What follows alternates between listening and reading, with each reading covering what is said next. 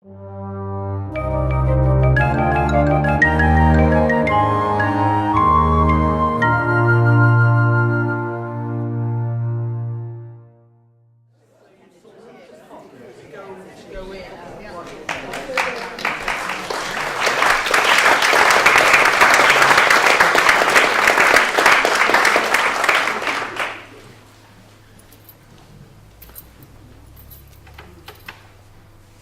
evening. Can everybody hear me?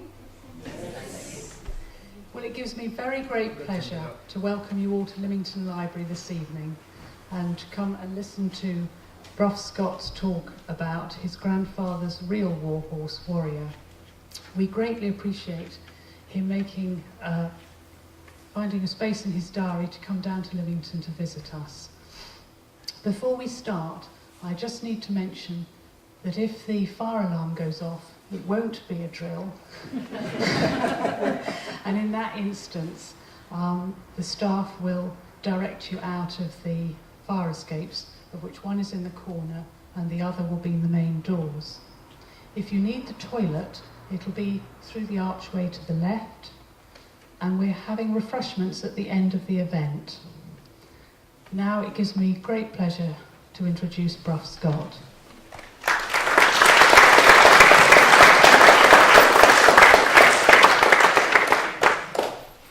Thank you, Louise. Ooh, that's going out not all over Europe. It's what happened 50 years ago in August. It is special for me to be here and support all you're doing at Lymington, because my mother was born in Brough in the Isle of Wight. My grandfather and his father and his grandfather were all there from Brough. And all my early family memories, holiday memories, are in Brough and Modeston, because we were, when I was a war baby, and afterwards we were sort of bumping around London, and coming to the Isle of Wight was my great escape. And then later on, Lymington was always, we didn't know there's any other way to get to the island except for Lymington. But why it was particularly special is that when we got to, I was about sort of 10, 11, we then moved to where my grandfather had lived, who died, the other grandfather, in Worcestershire, Broadway. And the summer holidays were about 4 or 5, absolutely idyllic and nowadays unrepeatable family holidays. We had an old cattle truck, and it brought my 2 sisters and I's ponies down to Lymington harbour, and we unboxed the 4 ponies, got on them, rowed them down onto the ferry, and they were put in a corner. I have to tell you, with the emotions and stress of the travel, they did empty their stomachs rather a lot. But I mean, nobody thought anything of it. It was just perfectly sort of normal.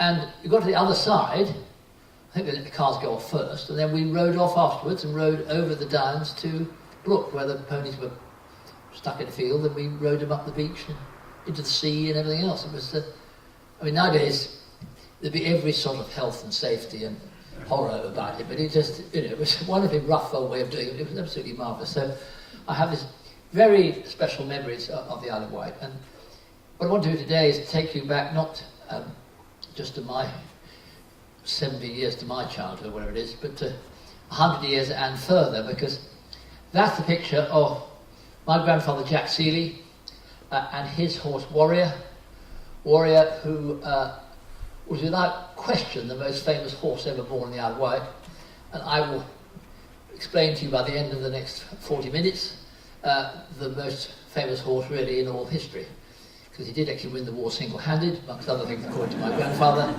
who had many great qualities, Jack Seeley, but I have to tell you that modesty was amongst them, and he's always supposed to have recommended Warrior for the VC. And the important thing about the VC was the citation, which was short and to the point, and as I say, not unduly afflicted by self-effacement. It said, I recommend Warrior for the VC, comma, he went everywhere I went. End. Anyway, that's him. He was then a 10-year-old horse. He was born in 1908, just at Yafford, just across from Brough and Modeston. And that was painted in January 1918 by a man who was to become the greatest horse artist of the 20th century, perhaps of parquet studs of any century, who, and we'll have more of him later, became the war artist of the Canadian cavalry, which Grandpa was then Canadian. And you have a look at Munnings here. If you look at the next picture, is Munnings himself, I think you'll find. Here he comes. Now, what you don't notice there is Munnings actually, he's quite a cove. He had a black patch very often on his right eye, because he was blind in his right eye, but he was a particularly full of himself guy, and became a president of the Royal Academy, and famously he was the first person to be recorded drunk on the BBC, which as he's president of the Royal Academy was slightly unfortunate at the time. But anyway, we'll come to him later. Let's go on to my grandfather, who was a man of his time. That's him when in his parliamentary kit in about 1900 about 1906, that spy cartoon. But he's also a man very much of his time. He was born of gentry, went to Harrow School. Mind you, his grandfather had been a miller who got thrown out of the House of Commons when he got to the House of Commons for corruption. Nothing changes there.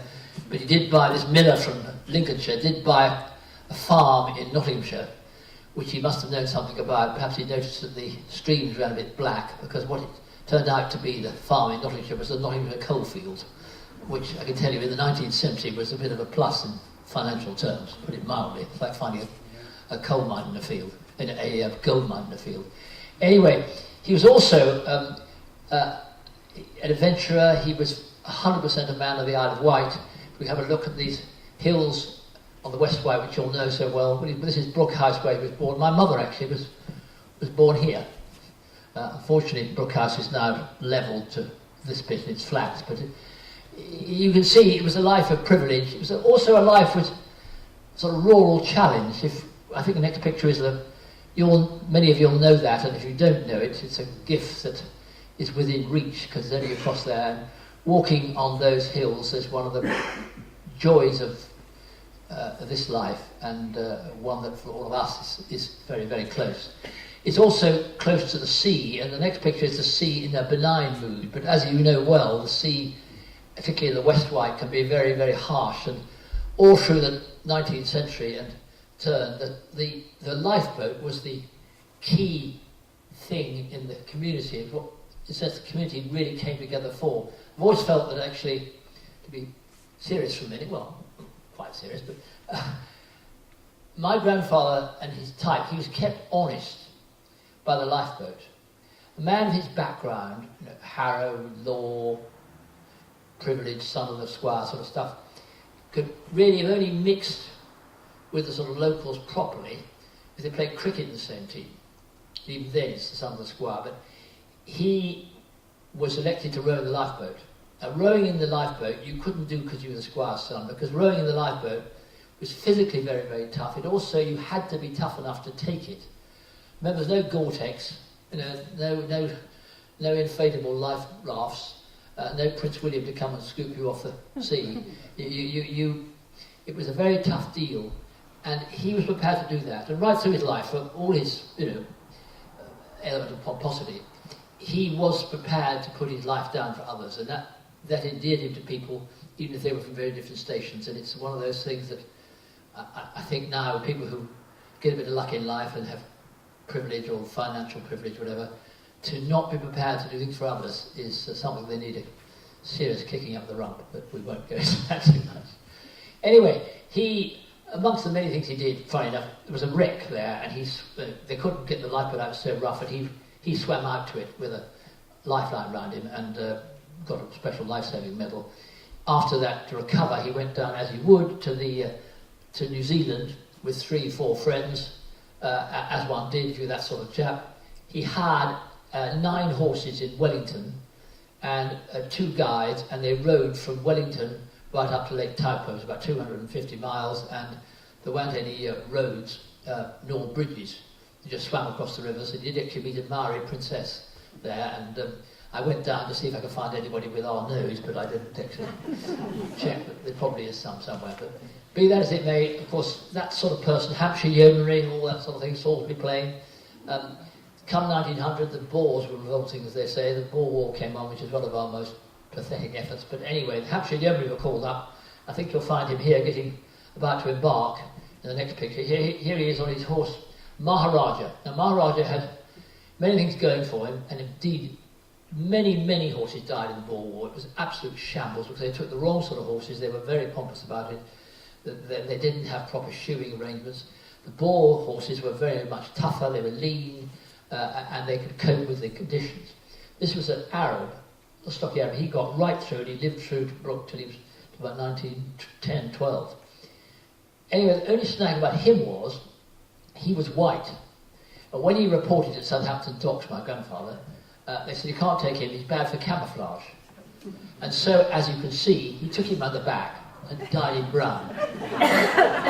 No kidding. I mean, you know, half an hour later he said, I found another horse. Or perhaps an hour when he was dry. But again, that was what you could do in those days. What you also could do, which again is scarcely believable now, it was rather sweet that it happened, and you know, he was a good guy really. But while he was down, there was an election. Now, obviously, my great-grandfather had been MP, and so my great-grandfather, and so of course Jack's going to be MP. And there was an election, so my grandmother went around with a dog cart and poster up. I think we can see the poster in a minute. Vote for Seeley. Well, the Seeleys, I can tell you, owned most of the Isle of Wight, certainly the whole of the West Wight. The old Charles Seeley, the first one, the chap who discovered the coal mine in his field, he was always able to walk from Brough to Newport all on his own land. Anyway, we always feel, as she went round the dog cart, she saying, vote for Jack, we think it ought to have said, considering the Seeleys, you know it makes sense. Anyway, he was duly elected to Parliament, and he chummed up there with sort of very much a kindred spirit who became a great friend of his, if we go on here, which is Winston Churchill. Now, Winston Churchill had this extraordinarily, as you know, amazing man and much greater politician than my grandfather ever was, but he had a great gift for different sorts of friendships. Winston Churchill had, you know, political friends, he had academic friends, he had literary friends, he had artistic friends, and he had rich friends who financed him, and he had heroic friends, and Grandpa was really his great heroic friend, because he always wanted to be, you can see a part of him would like to be like Jack Seeley. They wouldn't want to be other parts of Jack Seeley. And indeed, I don't know if you saw the closing sequence of a film called The Gathering Storm, which is shown on the BBC. And the closing sequence of that, unbeknownst to me, though I've talked to a researcher about various things before, is him looking up and reflecting on a picture and saying, I remember, you know, Jack Seeley when we were down in South Africa together, and he represented things that have gone now, that sort of stuff. And it was rather touching to see that they were so close in that way. Anyway, he became really, he was elected, as you can see, a Conservative, but a slight snag because he was actually Liberal. And indeed, so was Churchill, but they both went across to the Liberals. And Churchill became a cabinet minister quite a bit quicker than my grandfather. My grandfather became cabinet minister in 1912. But in the meantime, as one did, I mean, again, this is actually, has it happened? You couldn't do it now, it's a different thing. But in 1903, I think it was, there were the Hampshire Yeomanry, still a big deal. You know, Hampshire Yeomanry is sort of not something that people sort of know about now, but Hampshire Yeomanry is a big deal. They're on Salisbury Plain for some manoeuvres, and Grandpa Maharaja's getting on a bit, so he wants another horse. And he sees down below him, smallish black thoroughbred mare galloping along. I think she looks terrific, so he's a bit impulsive, we were gathering this bloke. He gallops down and comes up to the chap and he says, look, I really love your mare, I want to buy her. And he said, well, she's not for sale. I must, I love her, I think she's terrific.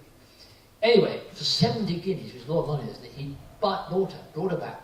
She was called Cinderella, and she became really sweet. My mother could remember sliding off her tail, and she used to follow my grandfather around like a dog. She was really sweet, but a thoroughbred mare. And in 1908, she had a foal. And whoops, back one, I think. And that was not drawn at the time. It's a recreation, but I'm sure it's a very exact recreation. And the foal, very, what's the right word? In a very prophetic way, was called Warrior. And he was reared on the side of any of you know Brough. We run down to Brough Church, it's a lovely little church. My grandmother's buried, who died in 1913. The side of that is called Sidling Paul, if you look there, and funnily enough, if you get the right view, this Brough Church down the bottom there, it's exactly the same now, virtually exactly the same.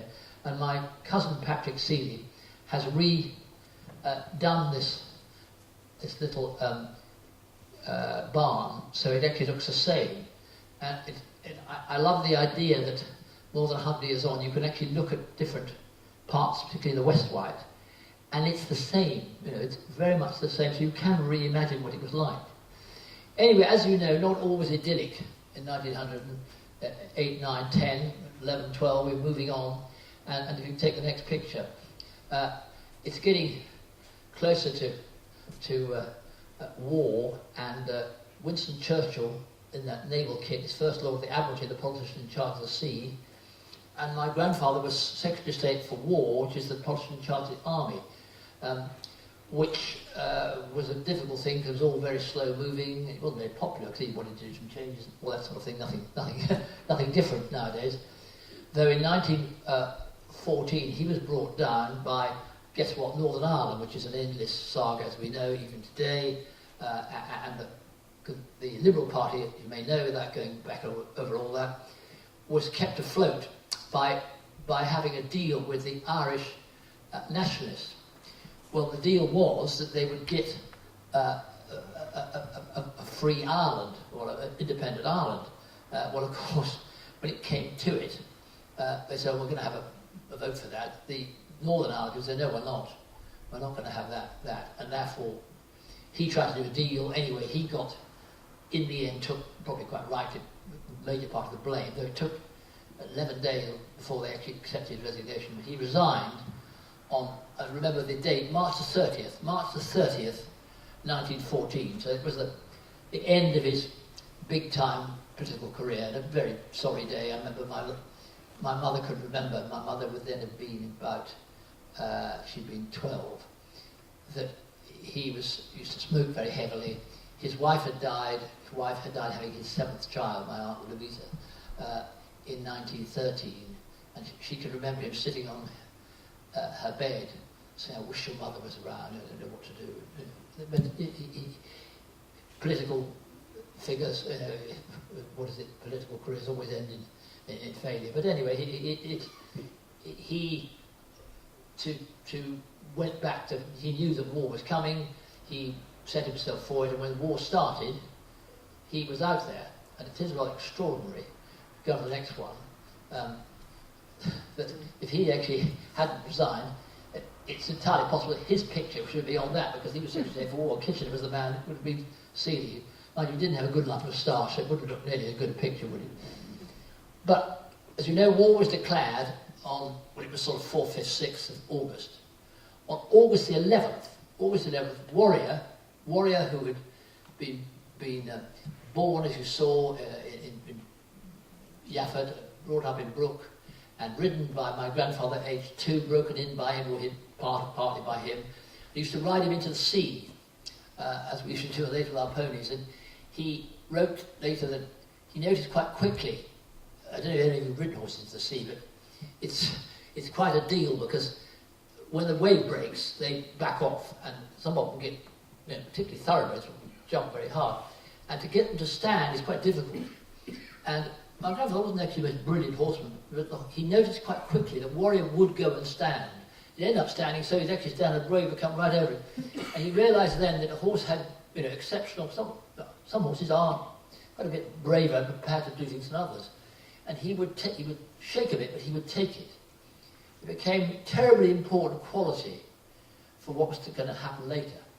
And it's to happen pretty quickly, because August the 11th, he was on the boat to Le Havre, and out in France. If you remember, and we'll all be reminded of it 1,000 times in every sort of supplement, not that there aren't enough books out already, but actually the war started with ridiculous cheering and pretty soon ended in potential disaster with a retreat from the Marne.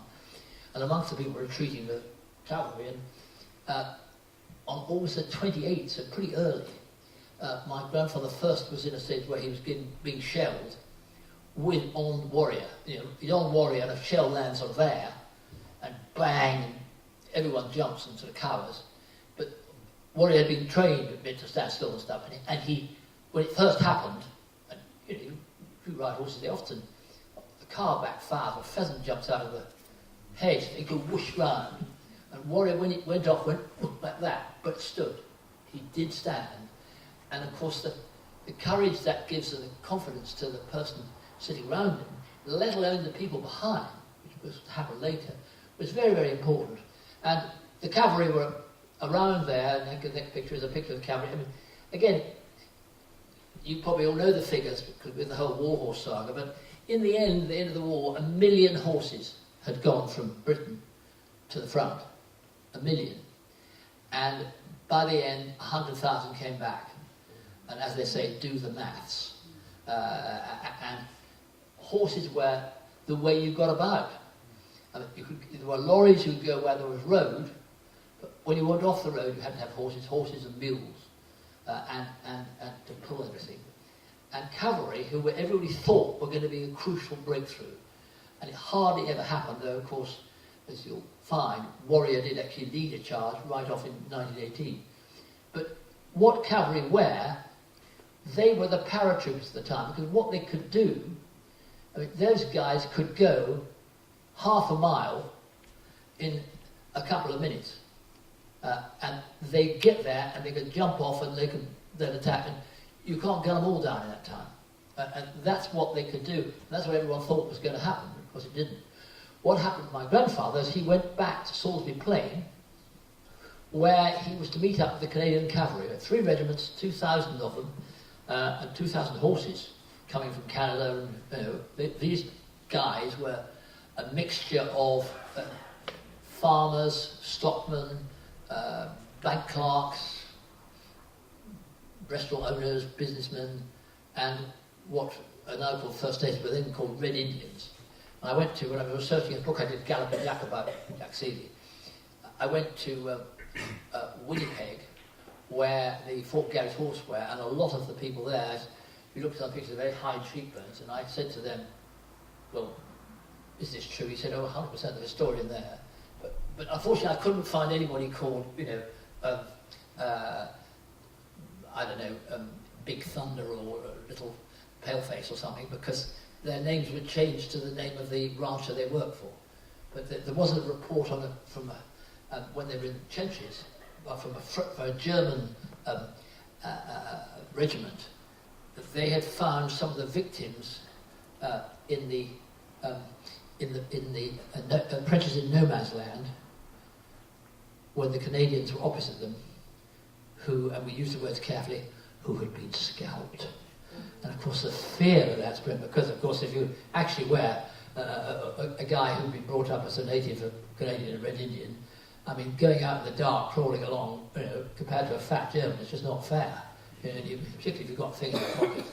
Anyway, we won't go into them, because Grandpa met them with Warrior, and he was the poshest man they'd ever met, because they, you know, and one of the things he met there, you'll see, was a little black, I think it's the next picture, a little black bear cub. That chap's called Harry Colborne. He was a vet, one of the vets, and he came over with them all. They all came over to Salisbury Plain, you know, thousands of tents, and on the way from Winnipeg, he bought a little black bear cub there, and as he came to Winnipeg, he called it Winnipeg, and it was a great star of the sort of show around. They were all playing around with this bear. But of course, come June 1914, they all had to go off to the trenches to France. So the bear cub was put in London Zoo. But it was a very charming bear cub, and everyone loved it. And someone who particularly loved it was the young son of an author called A.A. Milne. He was called Christopher Robin. And because he liked it so much, A.A. Milne began to write stories about this bear, and to make it more so that he called it Winnie, not Winnipeg. And if you, I haven't got the picture, but you all know the pictures of him. Well, 2 things, those E.H. Shepard pictures. There are 2 fairly drastic departures from the true script. Is one, Winnie the Pooh is made to be sort of yellow, not black. And secondly, which is a bit tough on this bear, she is turned into he, because if Winnie the Pooh's anything, he's definitely male, isn't he? Anyway, he couldn't come with Warrior, but off they went to the front. And I can tell you, look at the next picture, not all there, I mean, quite often they were actually in the open, and they were basically up anywhere. And if you look at the next picture, I mean, they were in ruins, and they'd be around the side of places like this. But they kept on thinking that there was going to be a breakthrough. And Jack City and Warrior, where they were around all these things, Eat, Festive Bear, and indeed, 1916, 1st of June, the worst day of the war, when, 60,000 people were killed in the first hour, the Battle of the Somme. The first day of the Battle of the Somme, one of the things that's not often known is that everyone knew they were going to have this great bombardment, we were going to crash through, but once the infantry had crashed through, then the cavalry were going to gallop through. That was a great thing. And Warrior and my grandfather were actually there and waiting about a mile behind, for the signal to go galloping through.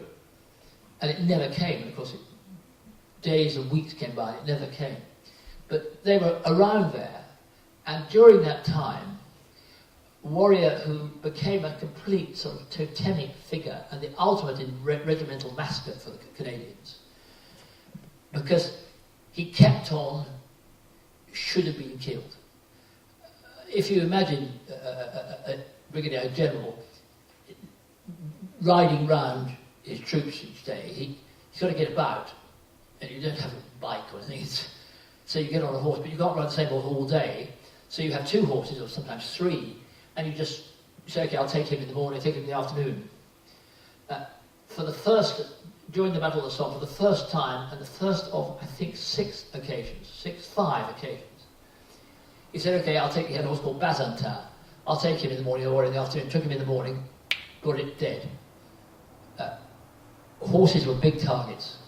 You've got good snipers, shoot horses. And every time that happened, it was Warrior who did it. Warrior never got hit. Got through all sorts of things. I mean, he was 100%.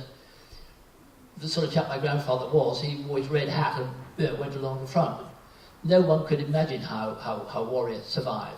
And the stables he was in got hit on many occasions. But twice he had one of those things where he'd been a direct hit and it collapses on him, and they finally got him out. As he got out, the whole thing collapsed behind him. But we're spinning through it, but it's not a particularly happy time.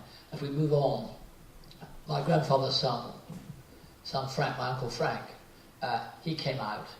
He was, in other words, he came down. They were on the sands in 1917, on the sands near Quiberon, and they rode along the beach together. And in the autobiography, my grandfather said, as we rode, I heard the drum beat of hooves and wondered our last ride together. And sure enough, 2 weeks later, he got with a little letter saying his son Frank had been killed. And they went on. They sort of were trapped in this, and they had to try and go forward. And they did go forward. He was at Passchendaele, a Warrior, and so many horses got stuck in the mud in Passchendaele. They literally, if you stepped, the mud was such that it had been shelled, so it was not just a ploughed field. It was basically like thin porridge. So if you got off the sort of duck boards, if you got off them, you just went straight in, and the horses went down there. Most of the time we had to shoot them. You couldn't get them off, couldn't get them out. A Warrior went down, and luckily he was with quite a few people, and they managed to pull him out. He also was involved in the 10th of November in one of the ultimate sort of mad follies of the war, this massive tank attack at Cambrai. There were 274 tanks, 200,000 troops, and wait for this, 27,500 cavalry. And behind the tanks, if we look at the next picture, behind the tank, Warrior was behind the first tank, of course.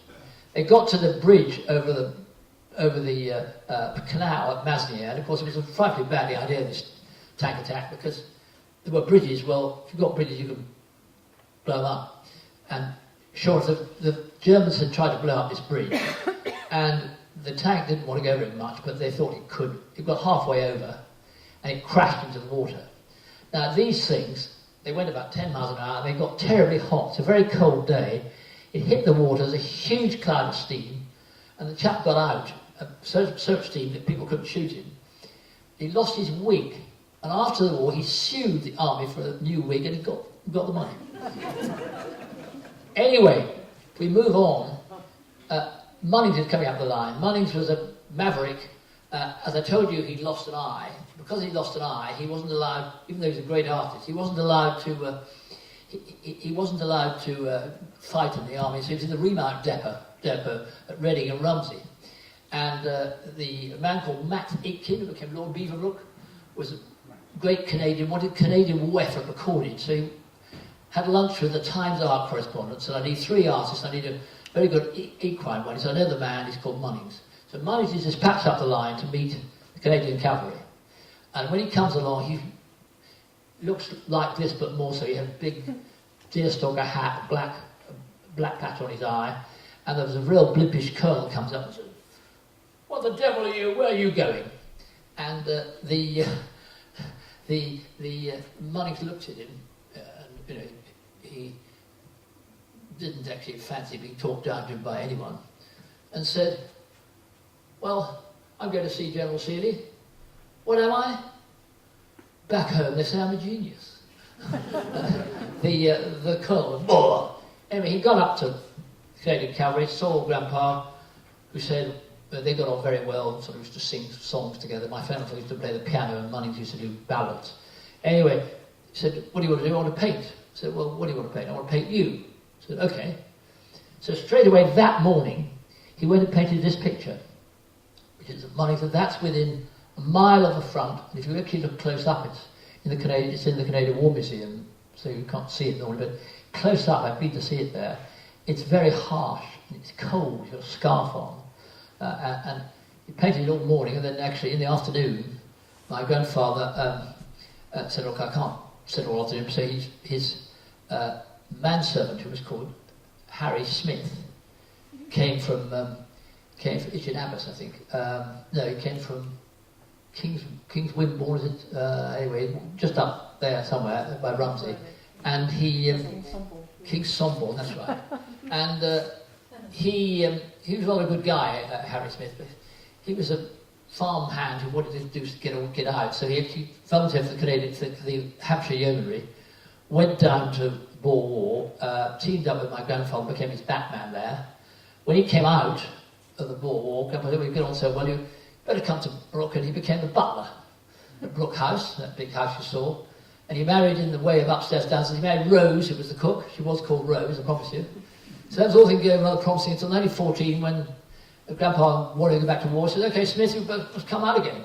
So solid, he has to give up being a butler, go out to the war. And he put on, but he's still going in 1940, he had to put the kit on. And so they did quite like it. When people came past, they all saluted him. And after the war, he came back as the butler again. And then in about 1930, he retired. He lived in the old rectory up there, which is terrific. His grandchildren actually, when we had this book and things, came out and did it. Anyway, this actually picture was a kickstart to Munnings' really big career, because it was a centrepiece of one of the big wartime exhibitions afterwards. And then the richest people in the world all wanted to have some mounted pictures, all the sort of Vanderbilts and Peas. And that's where Munnings became probably the richest, most expensive picture-for-picture painter in the world in the late 1920s.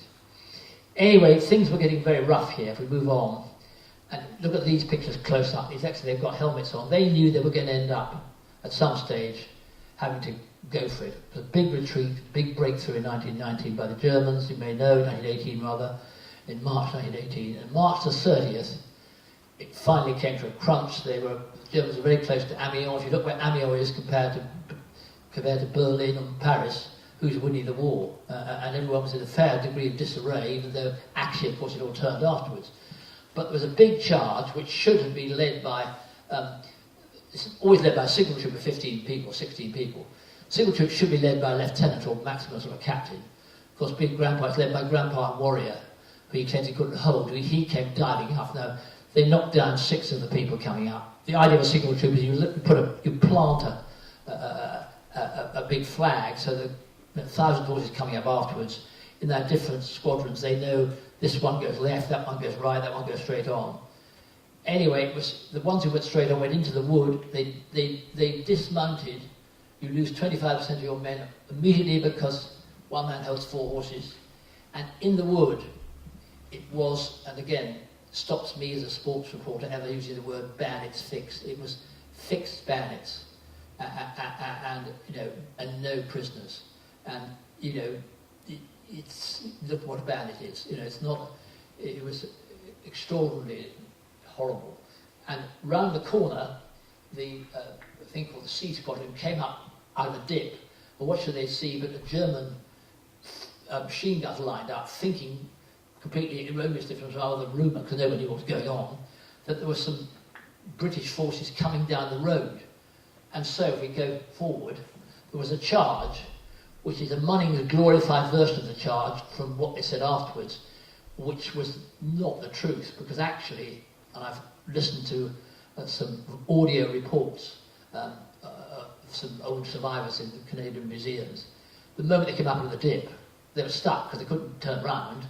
They didn't think there was going to be anybody there. And so they just had to charge, and they all got gunned down, and only 2 people got through. And if you look at the next picture, when they came back, it's much more like that. And that was all along that road. This was a road they thought the Germans were lined up against, because they thought there was people going to come rumbling down that road. Anyway, Munnings, I went in the museum, I found another Munnings. It's actually a sketch for a mural. We see the next picture. And that's much, much closer to what it was. But that charge was on March the 30th, 1918, 4 years to the day since my grandfather resigned from Parliament, his worst day in politics. And that was, in a sense, his most challenging, best, whatever you may say, most heroic day in the war. The next evening, he had to go out to a sort of late planning meeting. Warrior stepped on a stone. The day after, there was a foot attack. My grandfather was around. He got very badly gassed, and he got 1 horse shot, and 2 horses were in a pen next to where his little cottage where he was sort of doing headquarters, and a shell landed and killed both of them. Warrior wasn't amongst them because he got lame the night before. That's the extraordinary fluke of him. And he came back in 1918 and came back to the Isle of Wight. The next picture is this. And my grandfather came back to politics briefly, and the sort of bloke he was never going to last too long, because he was Undersecretary for Air, and that's a picture of he was due to answer questions in the House of Commons in those days in a top hat and stuff. And he was down at Chatham, reviewing some people down there. So he said, well, I don't know, we'll kill a seaplane and come up the Thames. He landed on outside Westminster and went across, a boat came out, did it? Well, he's coming up the Thames, so he says to the pilot, oh, don't bother going over Tower Bridge, go through it. And again, they don't make them like that anymore. Probably a good thing. But Warrior became a great sort of hero in the Isle of Wight, as you can imagine. You see the next picture. He went back to Modeston Manor, which is actually still there, still looks like that. And he was actually, a lot of the time, turned out in this field here. He became a great sort of hero in the next picture. I think you'll find he was hunting in the Isle of Wight. He's hunting out here. And smart people came to see him. For Cow's Week, Queen Mary always to come for tea. And again, that's typical, well, that he'd be hunting as well, typical of Grandpa. You could see what's happened. He said, get probably Smith, get Warrior out of the field. And then he'd jump on him. Here he is, man. And as you can see, he's in his Cow's kit. She's come over from Cow's. Again, you wouldn't see too many ex-politicians doing that now. He also went to go on one more. There was a rather wonderful parade of war horses. It's a very sweet picture there, because it's got some dreams there. And they came through. Actually, he got well upset by Warrior because there was all the noise. And then he heard sort of a lot of whip cracks. And he thought it was gunfire, so he pulled himself together and walked around. He also, if you go to the next one, we go one more. In 1934, my grandfather, for reasons of chronicling it, also I think reasons of finance, because things were getting short there, he wrote a lovely book, which is the book we've redone and reintroduced, but which is the Warrior book. It's like a children's book, really. It's a loving tribute to his horse. And he got my grandmother, my aunt, who was his secretary, said, get hold of money, tell him to come illustrate it. Money was an incredibly expensive painter. Came down and for a week, stayed at Modeston, sketched all day, and they'd carouse all evening. And what happened afterwards is that he said to my aunt, well, look, what am I getting paid?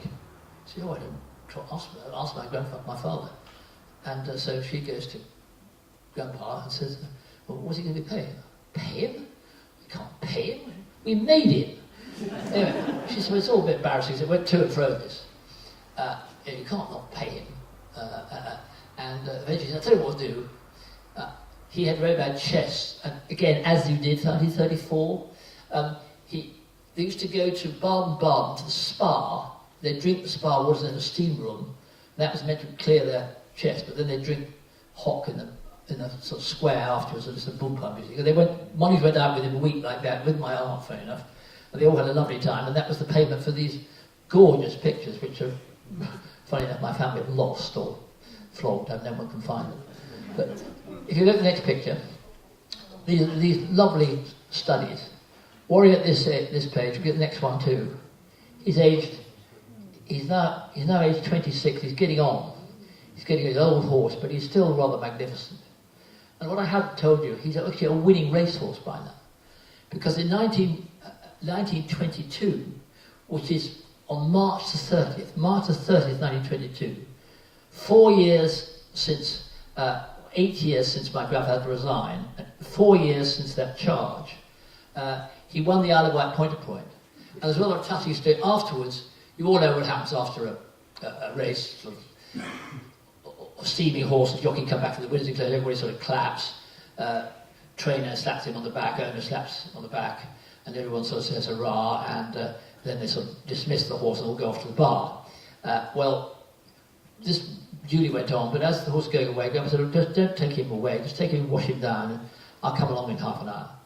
And he came along half an hour later, and resaddled him, and rode him home along those downs. Because he said, it's rather sweet, he said that, the horse that he had shared so much, that on this anniversary of that day, he couldn't bear not to actually share it with him. That people have horses, often ride them every day for an hour. If you're actually with a horse in the field, you're with him for hours and hours, you begin to know his thoughts. He's actually been beneath you when moments when lots of things have happened where your life was in serious danger and lives are going all around you. The emotions you would have with the horse would be extremely special. And for the Canadian cavalry, they could come up to the horse and slap the horse sort of on the back and they'd say, good old warrior. When he used to come around the corner, they used to say, here comes old warrior. I don't think my grandfather was that unpopular, but it wasn't here comes the generals, here comes old warrior. But you could go up to warrior and slap him on the backside. Well, you can't slap generals on the backside, or not more than once anyway. And so he was the horse that people would follow. And he was this great thing with the horse the Germans can't kill. They never kill warrior. But while warrior was there in front of them, everyone was all right. And again, it shouldn't happen, but it did. There was a man, who you've seen with his red hat on, standing up front. Well, I mean, you're not going to say, well, sod the Germans. It was an extraordinary thing to happen, and of course wouldn't happen again. And finally, if we go on to the next one, in 1938, had this fantastic Modeston Manor, fantastic anniversary, very hard to do, any of you who have horses. A horse he bred himself, broken in. The horse is 30, and he is 70, so they have 100 years between them. I've got a horse who's 24, and I'm 71, but, I don't think we're going to make it together quite. Maybe he will, maybe I won't. Anyway, but I don't think it's going to be. There he is riding along, 100 years old, which is terrific. But finally, in 1941, if you go on one more, it was too much for him. He had to be put down, and he had the horse the Germans couldn't kill. He had an obituary in the Times. That's quite something.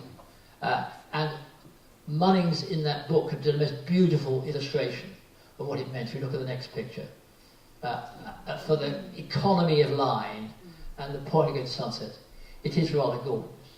And as you know, we reissued, with Warhorse Company, we reissued the book, the introduction, maybe try and get people back into it. If you go to the next picture, that book came out, and if you want to go to the Racing Post website, And actually, I tell you what, if you put in, when it comes to go to the shop, get the book up, it gives you a voucher. If you say, anybody here, if you say Brough on it, you'll get 25% off. But that's, I haven't brought it here, but that's what you can do if you really want to. But that book, which we only did because I was getting bored with people ringing me up, asking about Warrior and having to sort of do interviews on the radio, and I thought, we're not getting anything out of this, no one's getting out of it. So we reissued that, which unfortunately the money couldn't all go to me, it had to go to all my cousins, but I was quite keen for them not all just to have £2,000 for a holiday. So what we did is we got hold of Philip Lacker, who's a friend of mine from my riding days, who'd become sort of #1 equine sculptor, and he's done, if you look at the next picture, he's done a half life-size sculpture, which at the moment is in my sister's garden in Brooklyn. It's probably going to end up in Caswell Castle, hopefully. Just sorting out details with English heritage at the moment. In the garden in Caswell Castle as a permanent reminder of what an extraordinary horse there was, and extraordinary life his rider had as well. And if you look at the picture, final picture, there he is in his pomp, just before his greatest, most challenging day. And I did find, as I've told you, my grandfather was quite happy to say how great he'd been and all the rest of it. On the other hand, he cared, the relationship was a very special one. And I found in his papers, not for sort of publication at all, a note he written in his diary, Easter 1941, when Warrior was finally put down. A note he'd written. It was like this. It says, to quote Byron, or Byron the poet, about his dog Bosun. I don't know if you remember, but Byron's a great picture of it. Had a Newfoundland dog called Bosun. And what Grandpa had written, to quote Byron about his dog Bosun, and this is about Warrior, I do not believe he'll be denied in heaven the soul he had on earth. And I think that's a great tribute to an extraordinary story, and it's been great to share it with you tonight. Thank you.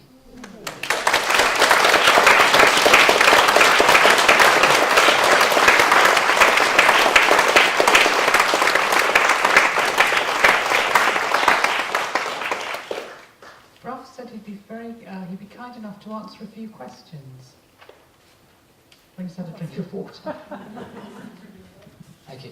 Please. Were you consulted in regards to the making of the film?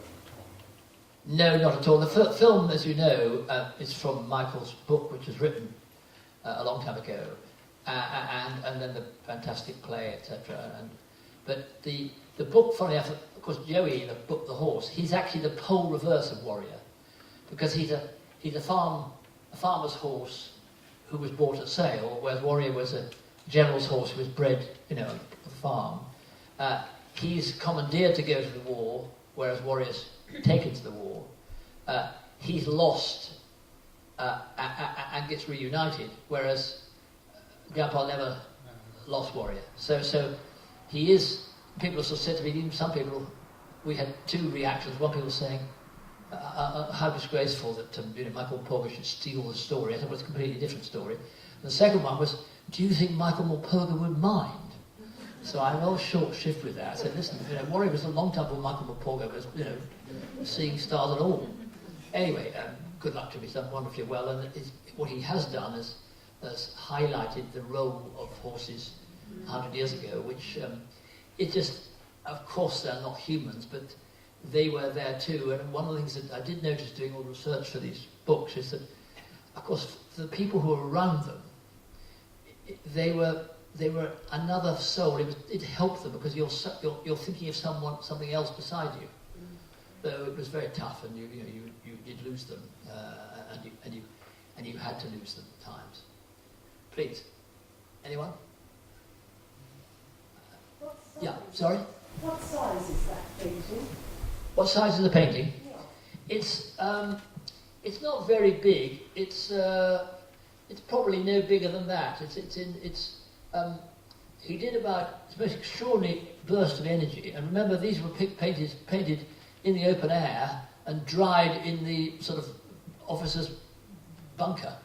The bunker must have been the most valuable bunker in the war.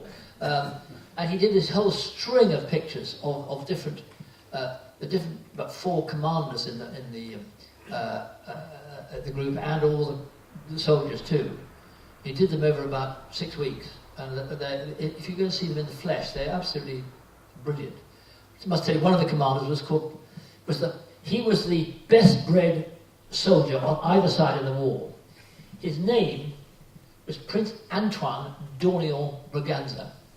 He was d'Orléans because he was the great-grandson of the last king of France, and he was Braganza because he was the grandson of the last emperor of Brazil, which is a pretty good double. And in the sort of ludicrousness of those days, he couldn't fight for the French, because the French said, as he's a royal blood, he might attack the revolution. There'll be a sort of rebellion. So anyway, my grandfather took him on as ADC. Must have had some connection, but probably not entirely unconnected. That his father, Prince Antoine's father, owned the Chateau d'Eu. It's a place called EU, just up from Dunkirk.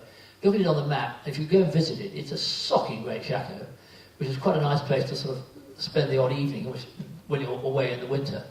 And Prince Antoine was actually a wonderfully gallant guy, and died in a plane crash at Portsmouth Cliffs in 1918. It's very hard. I'd love to write a book about him, but I can't find any bits on him really properly. Though I did find a niece of his who wrote some old memoirs of some countess or something, and she said, Oncle Antoine, it was aimé par tous, loved by all, et adoré par femme, adored by women. So I thought he'd make a terrific story, but I can't find more about how to make it up. Any more? I'm sorry? Was there a grave? No, there was no grave, because we're talking about 1941, and he was put down, and he went, along with everybody else, I'm afraid. It was one of those things that, it seems very harsh, but one of the reasons he was put down, he was getting very old and ropey. He was 33 years old. He was very ropey, but in order to keep going, he was having to have quite a lot of corn. And people were beginning to mutter, look, come on, we're all on strict rations. Because remember, things were pretty moderate, to put it mildly, in 41. And people didn't think we were going to get through it. I'm sorry, horses, don't count. So it's very sad that there is no grave, which is one of the reasons I was so keen to do that statue. So we'll have a permanent reminder, and it'd be wonderful if I think it's going to work, if it can be in the courtyard in Carrickbrook Castle, which is sort of one of the finest places in the island, and it's sort of secure. I wanted to have it actually on the lawn at Moston Manor, but the National Trust wouldn't have it, so someone will nick it, which perhaps is true. But you can't get into Carrickbrook Castle unless you scale the most enormous ramparts, and then try and get a half life-size bronze out of your bag. It'd be quite difficult. Anyone else? Is it true that Warrior used to follow your grandfather around like a dog? Yes, again, just his mother. Just like his mother, he did, and indeed, of course. Again, I was saying that you get so related to your horse. That little old Maharaj used to follow him around like a dog in the Boer War. Not that he was particularly. He was a good rider, but horses were much closer to you. And he used to follow him around. He used to come when he whistled all that sort of stuff, and he used to follow him around one stage when they were in the trenches, because they're put in the trenches. And the sort of life it was then to start with, someone actually wore their spurs in the trenches to show that they were still the cavalry. But he, of course, had to have a horse to get about. And he, at one stage, used to walk around, he got off, and Warrior would follow him. And then apparently it was a rather debauch when another general's horse came, and Warrior galloped off up to see it, and the whole thing became a bit of a shambles, so he had to actually be tied up a bit more. Any more? What size was he? He wasn't that big. He was 15'2", 15'3". But he was quite.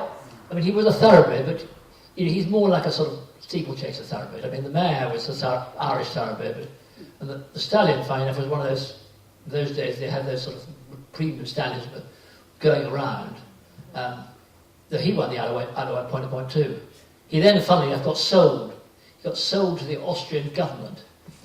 And so he'd be souring horses who would come into the German army. So Warrior probably galloped against, his half-brothers.